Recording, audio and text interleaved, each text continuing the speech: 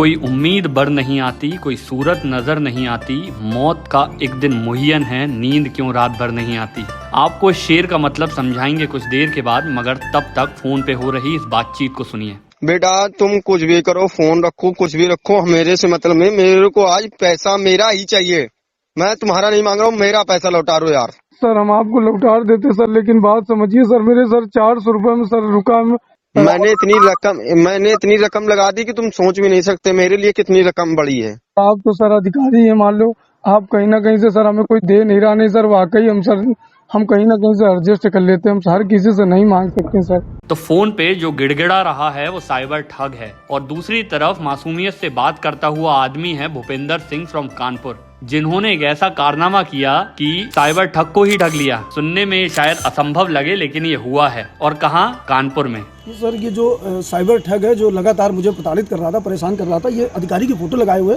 जब इसने पहले मुझे कॉल किया तो मैं एक बार डर गया था कि शायद कोई अधिकारी है। इसके बाद मैंने इसका जब नंबर उसमें मैप में गूगल पे सर्च किया तो ये नंबर मुझको जो है रायबरेली की तरफ का दिखा रहा था। लेटर भेजा था, इस पर लिखा है इसमें कि आपके खिलाफ मुकदमा है, और गूगल पे इस लेटर के बारे में लिख के आया कि ये एक फेक लेटर है और इस तरीके का लेटर, ये फर्जी पूरा लेटर है।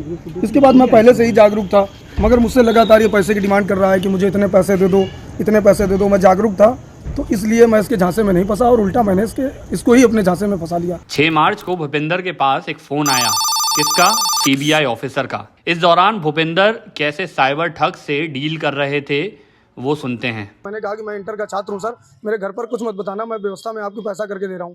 अगले दिन 7 मार्च को मेरे पास फोन आया, बोला क्या हुआ? मैंने कहा सर मेरे पास पैसे की व्यवस्था नहीं हो पाई है, लेकिन सर मैंने एक चैन अपने घर से चोरी की हुई थी, तो सर मैंने अपने 15 दिन पहले दोस्त के पापा के पास गिरवी रखी है। 3000 रुपये सर अगर मुझे आप दे दीजिए तो सर आपकी बहुत मेहरबानी होगी, और सर मैं चैन उठाकर उसको बेच के मैं सर आपको 20,000 रुपये डाल दूंगा। उसने मुझे 3000 रुपये भेज दिए अकाउंट पर। इसके बाद मैंने उनसे कहा कि जहाँ मैंने चैन रखी थी वो 500 रुपये ब्याज मांग रहे हैं। और जब साइबर ठग लगभग 10,000 रुपए दे चुके थे तो उन्हें समझ आया कि खेला तो हो चुका है। और उसके बाद कैसे सीबीआई अफसर गिड़गिड़ाते हुए फोन पे सुने गए।